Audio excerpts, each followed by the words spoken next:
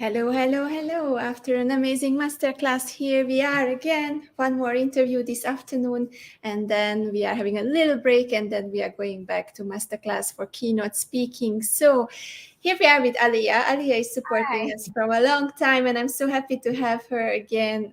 This amazing woman doing amazing things in Malaysia. So I'm so happy to feature you, Aliyah.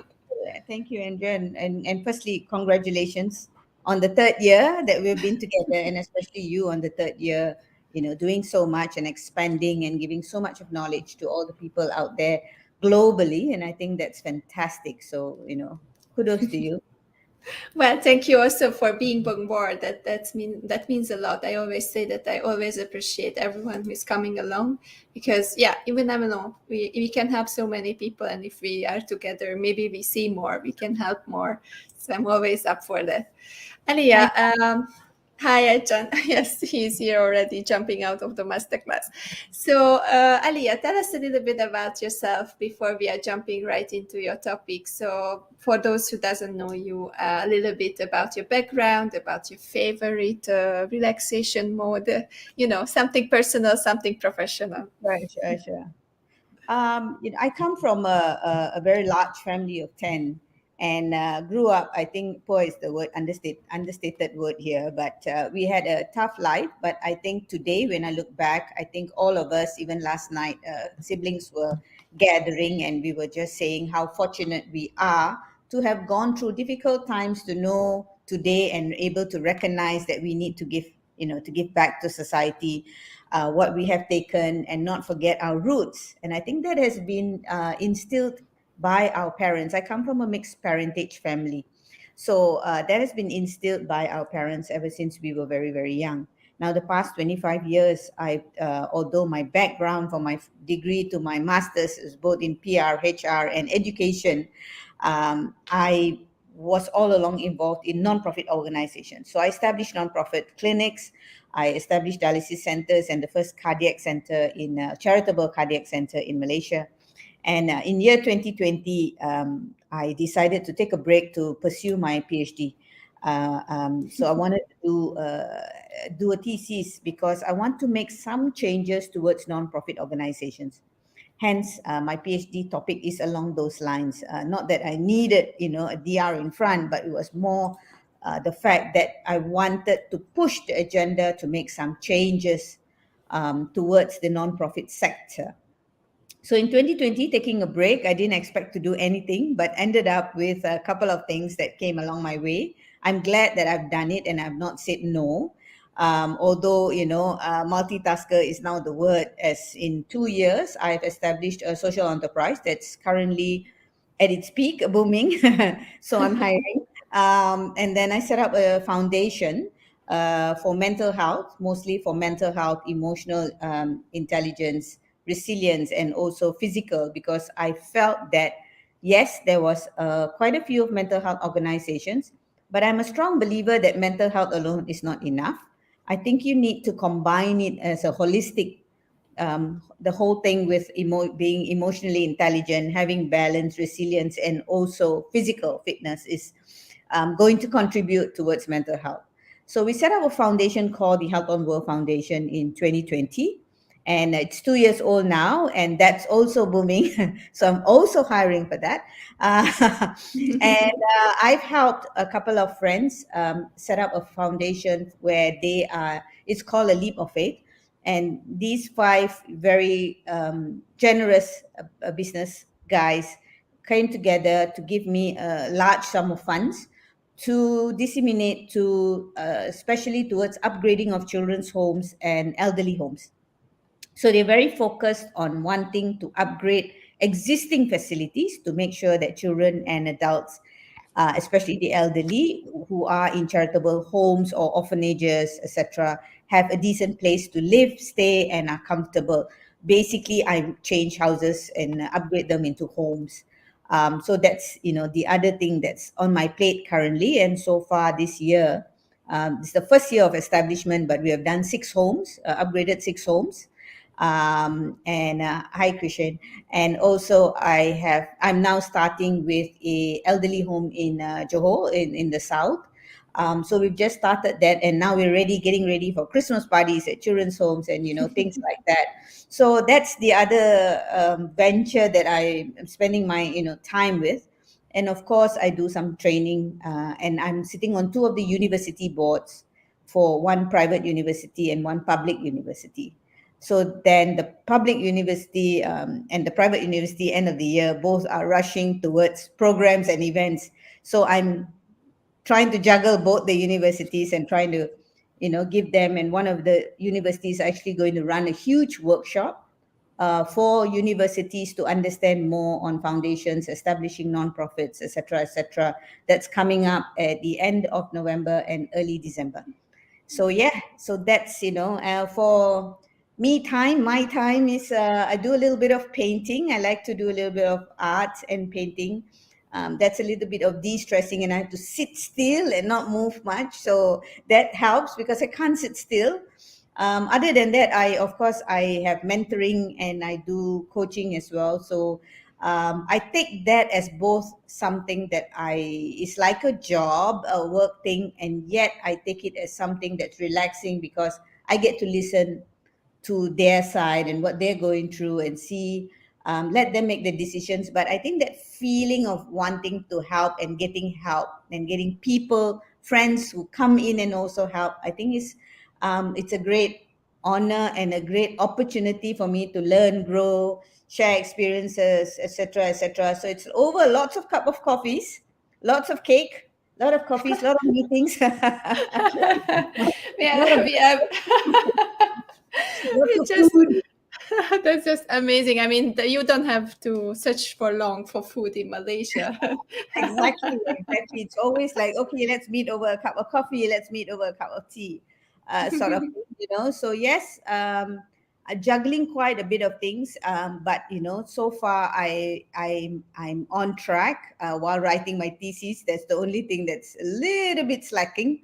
But other than that, putting everything and everyone else first. But I'm happy. I'm happy that I'm able to do quite a lot of things. I'm happy that I have wonderful, wonderful friends, partners, associates, people that are supportive and supporting. And in return, I try my level best to do the same, to extend that support, because I think collaboration is the way to go. I said that in 2020 when COVID first hit, and I'm glad to say that I'm still saying it.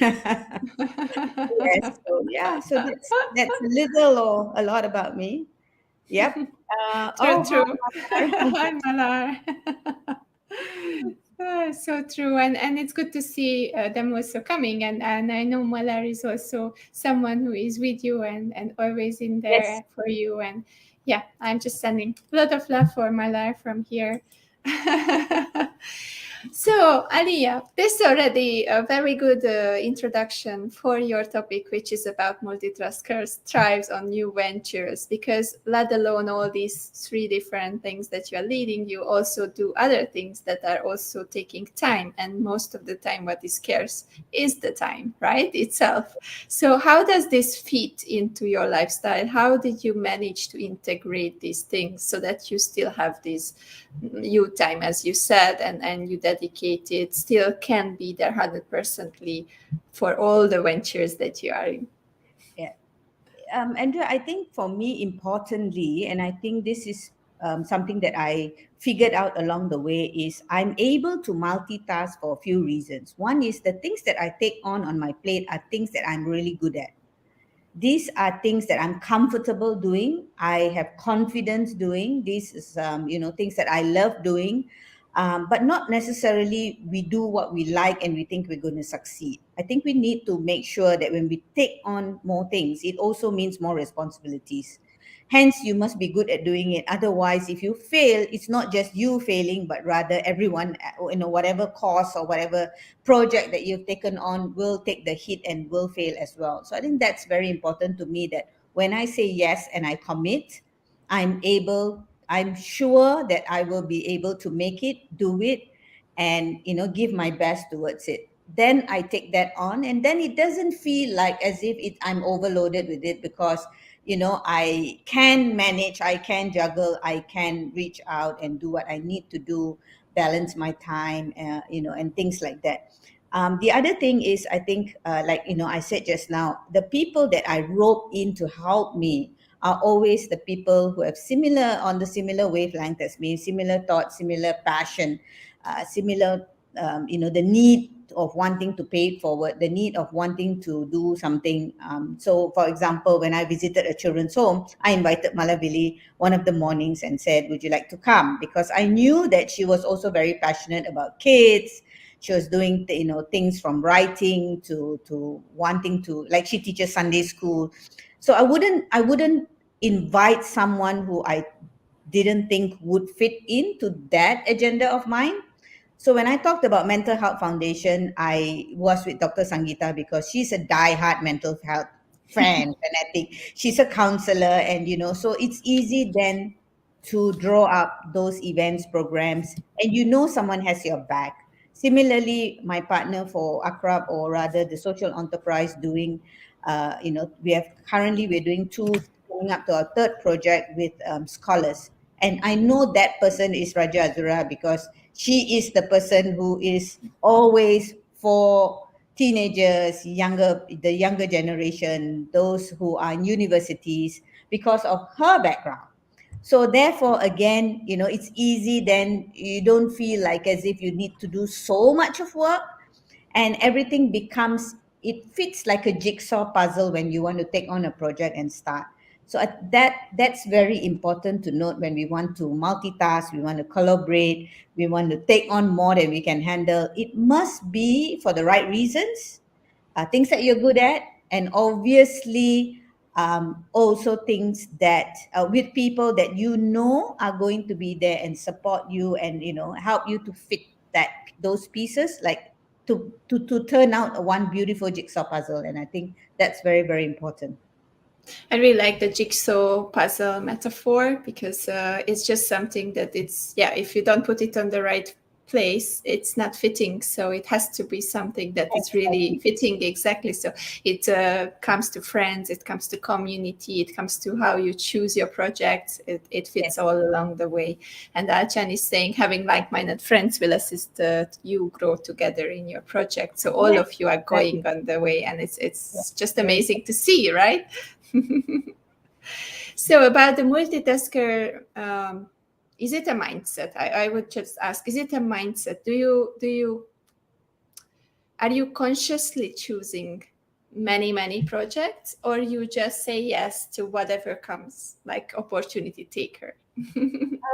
I have been blessed in that sense, that people are always reaching out to say, would you like to do this, would you like to do that, and things like that. And some of the things are things that I can do, but how much can I do well is always the question I ask. For example, mentoring, or coaching. Currently, coaching is really, I keep telling this to many people. Although people say, can you please help me to coach? I am not a coach. I am very honest about that. I am not a coach. I'm more of a mentor. So I like doing that. But at the moment, I have a few mentees, and for this year, that's it. I don't think I would be able to commit if I took on any more. Like, numbers is really not my thing. It's more the quality and how much of time I can spend with them. So projects have been coming, even trainings. I have been fortunate that I have friends in the training business. So I pass on to good friends, especially when certain topics may not be aligned to my expertise. So in that sense, yes, I mean, some people would say, it's very silly because that's money and they trust you and then they're giving it to you. Why don't you just do it? After all, you've got the gift of the gab. I'm sure you'll pull some tricks out. And training is all about you being rah-rah and very popular, and people will love you. Somehow, I do not tend to agree with that. And for me, I think I will rather hold on to my principles, like, am I the right person to do this training? Am I the right person to be on this panel? Am I the right person to speak, etc., etc.? Am I going to be able to give value to what I take on? And that word value is extremely important to me. So then I weigh that and I see if I'm able to add value to something, it's a yes. If I'm only able to be present there as in a physical sense and not contribute in any other way, then chances are very high it's a no. It's a no, yeah. So it's kind of an in-depth quality multitasker. So you choose your projects and you want to be involved. So you want to make sure that you make Yes, time for it and you don't take more than that so yes, that you don't promise and then don't deliver. exactly. Okay. Yeah, I like the last thing that you said, Andrea, because one of the things that I've been very particular about, and I honestly, I'm being very, very vulnerable here to tell you, I've also lost some friendships because I choose not to go on a journey with certain people when they keep promising and not able to deliver. So I think people who are friends with me, who know me very well, will know I'm one person who always reminds everybody to say it and say, if you say you're going to do it, then you have to do it. And if you promise, then get it done, walk the talk. Otherwise, don't promise. So that's my mantra, always one of the mantras that I have. So I expect, and probably some people may think it's not fair, but to me it's very simple. If you didn't think you would be able to do it, why would you promise, right? So I tend to hold people to their promises. So everybody listening should know they're never to promise anything to Aliyah. Um, Or they know that she will come after you if you promise because yeah, but in return, if I were to say I pledge or I promise to go, do that, like even in your case, I would, yes, I'm going to do that. Yes, I said it, I'll do it now.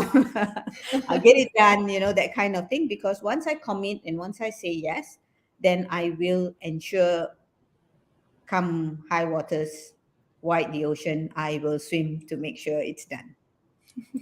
and that's something that I really appreciate. I mean, we are aligned on this. I mean, that's just false energy to give it out because then you are faking the energy, you are faking the positivity, you are faking the help, and then you cannot really start a good circle. It goes in a negative way. I believe that that's all about this giving back. And first, before we go further, I just want to say hi to Mina, Alchan, Malar, Krishan. Thank you so much for tuning in. That's the Hi people I guys. see. I don't see anyone because some of them are tuning in from LinkedIn. And yeah, not all of them are showing, but I see here already a few people.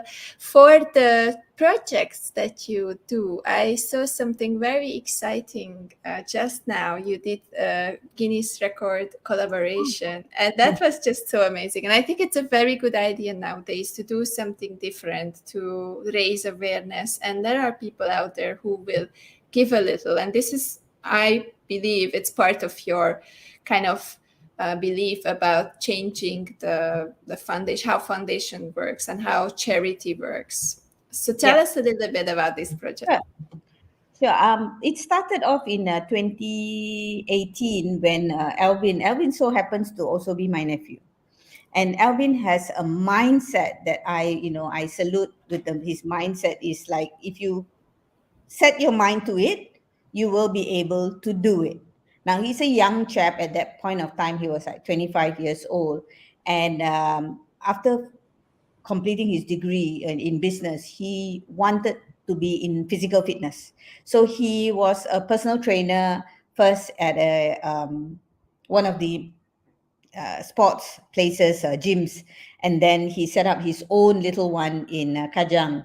And quietly, he had been wanting to do something different, and then he came to speak to me, and I was telling him, if you want to make it more impactful, do something with a vision or a goal in mind rather than just saying you're going to do it.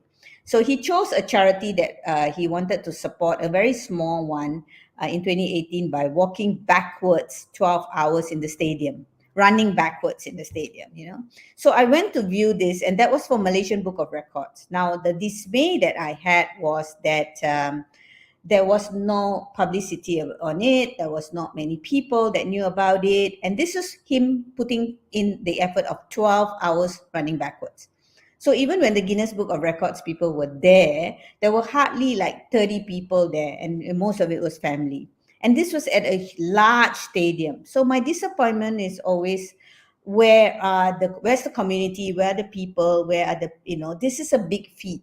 So in 2019, I decided, no, I'm going to take this over. And so when he wanted to attempt another record for something different, he decided that he wanted to do chest to floor burpees. So obviously, the aunt has got these palpitations because that's going to work on your heart and things like that. But, so with a team of people, I decided to do and in conjunction with a World Heart Day in September in 2019 to raise money, because I had just set up the first charitable cardiac center in the country with the help of, some board members and etc. So we wanted to raise money for those who needed heart ailments or medical attention, needed to see a cardiologist, probably needed a stent or even angioplasty, angiogram, give them that support by giving them some financial aid. So he attempted 12 hours again, and he broke Malaysian Book of Records and ended up with 2,727 floor to chest, burpees. So that was amazing. And we raised 40,000 ringgit. Then there was the COVID, and he was itching to do something different. And so he had been practicing. And since now I'm with the Mental Health Foundation, I mentioned to him that why not we do it in line with 10/10, which is World Mental Health Day. So initially he wanted, the record was just over 170,000 kilos. So it was not too bad, but within the time he said yes and the time that he actually went for it, 3 people broke the records worldwide. So the numbers just went above and over and over. And so the last number that somebody was holding was 286,000 kilos. So he said he's just going to go for 300,000 kilos. Or rather, he would need to do 15,000 swings of 20 kilo kettlebell at 90-degree pendulum. So that was a little bit ridiculous because firstly it's 24 hours. So, people don't get sleep. And, so the request from Guinness Book was obviously this time not even Malaysian Book of Records. Our friend attempted to go for the World Guinness Book of Records. So many people had the doubt, including my own family had the doubt. And lots of people had the doubt because 24 hours to swing 20 kilogram of a kettlebell at full pendulum through your knees right up to 90 degrees 15,000 times is really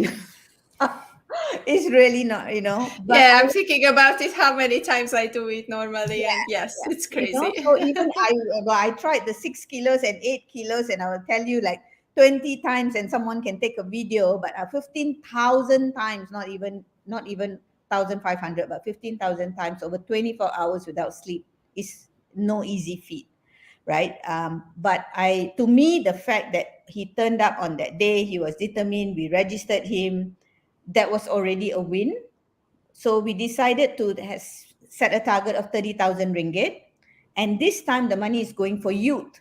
So any activities for the youth involving their mental, emotional, and physical well-being will be carried out with this money. So we're very focused on where the funds are going to go. And I think most of the time when you raise funds, that must be very important. So he attempted it on the 9th of October. He started at 12 noon, checking in via all the videos, all the cameras that were set up for Guinness Book of Records. And off he went. And I was there for 24 hours. People like Malar came by to support 2-3 times and also donated. So thank you very, very much. And he broke the first record of 12 hours at midnight at 11:59 p.m. He broke the first record of 9,000 swings. And then again at 11:23 p.m. the next day, way before the time of 12:06. His closing time was 12:06 at noon. But at half an hour before that, he had hit 15,000.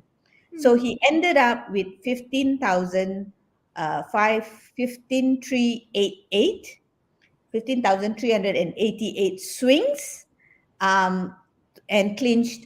So he's holding two of the Guinness Book of Records, which last week or Monday they gave the certificate saying he's currently Malaysian. This young 30-year-old Malaysian is holding two Guinness Book of Records. Yeah, so that's it, and he's more than happy to come speak to you.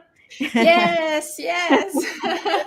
Last night he reminded me, so I said yes. I'm seeing her tomorrow. I'll tell her the news. So Yeah, celebration, right? So you can meet this amazing person on the last week of the summit. I'm just so happy to feature him. And yeah, these are the things that I think when someone sees that determination in such a young person, I mean, it just tells me again and again that it's nothing is impossible. I would say, yeah, no sky is the limit, nothing. It's just you want to do something, you sit through it, you research, you go for it, and you do it, and you find supporters. Maybe not the first year, maybe not the second year, but maybe after a few years, if you keep it up, determined, then it will come to you. Yes, and we raised about 45,000 ringgit with also the Ministry of Health officially coming in to support on that day from the mental health side. Yeah, so we had a doctor who has been very, very supportive. So she came by because she knew the work that the foundation was doing. And to add on, Ministry of Health has also given the Health on World Foundation a grant of 200,000 ringgit to do psychological first aid for non-profit organizations to do training, and that's coming up. So if there are any non-profit organizations there whose employees would like to attend free a two-day training on psychological first aid, more than happy to accommodate you guys. So many things. I really have to make it sure that it gets to the people. So send it to me and I will send it out to them. That's called multitasking here. So true, so true. And I think it's an amazing story. Thank you so much for sharing about your topic, about your life, about what you do, and about all these amazing things. And, you know, sometimes it just takes one person, you know, being committed to the dreams or to your purpose and being aligned with them. We just talked about this with Piero, and then magical things are happening around, right? Yes, it's true. Thank you so much, Aliyah, for spending this 30 minutes with me. It flies in good company. So thank you so much. I give you back to your Sunday and to your family. Thank you, Andrea, and all the best. Bye-bye. Bye-bye. Thank you. Bye, everyone, and thank you for listening. Bye-bye. See you.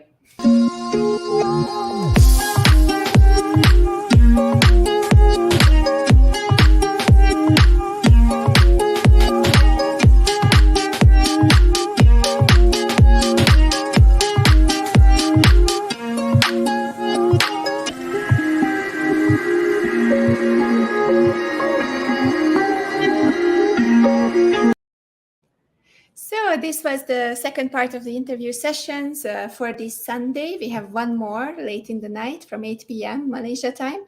That will be two more interviews with two more amazing people. I don't know, you just look it back and we already had like more than 80 people sharing here and we have two more weeks. So the value here is amazing. You just have to go to the YouTube channel.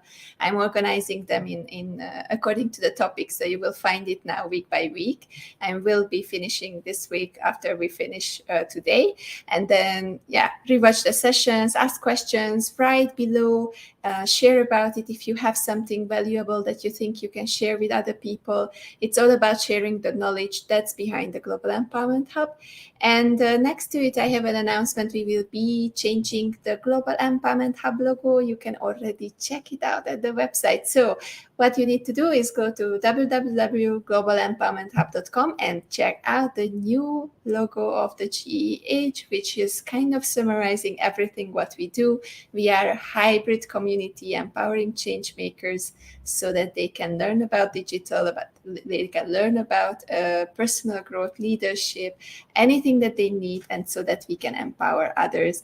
This is just something that I wanted to share with you guys, and thank you so much, Krishan, Mina, Achan, and everyone who was joining us, Malarvili. So I will take a little bit of break, and we will be coming back at 4 p.m. for the masterclass with Jay, Narayan, and Sharm. They will be teaching us keynote speaking in this wonderful bootcamp masterclass Zoom room. It's a 2 hours masterclass, so all of these is possible because we are sponsoring it, and the goal behind it is that we want high ticket coaches, high ticket experts and speakers to be accessible. So if you are there, if you're signing up, you will be able to access this, and all the contributions, if you are upgrading your ticket, will go to the speakers, and that's how we are thanking them for giving us their Sundays. So that's all what I have to say. See you at 4 p.m. and after the master classes, we will have also a little bit of break, and we come back 8 o'clock with John Scott about strategies for growth in Web3, the new paradigm. And then we have the leader as a coach with Jeff. You may have met Jeff already on one of the panel discussions this Friday. And then the big thing today, quiz night, a gamified online networking event. How can you find it? You just have to go to the website, go to the program, click on the quiz night, and the Zoom link is straight there. You can join straight away, and it's starting 9 p.m. tonight. It's a 1 hour, 1.5 hour of fun networking, and imagine like the Slumdog Millionaire movie. We are doing questions and you can answer them. We will have a lot of fun, and in the meantime you can get to know people. So see you guys, enjoy your afternoon, and for those who are signed up for the masterclasses, see you in the masterclass. Thank you for being here.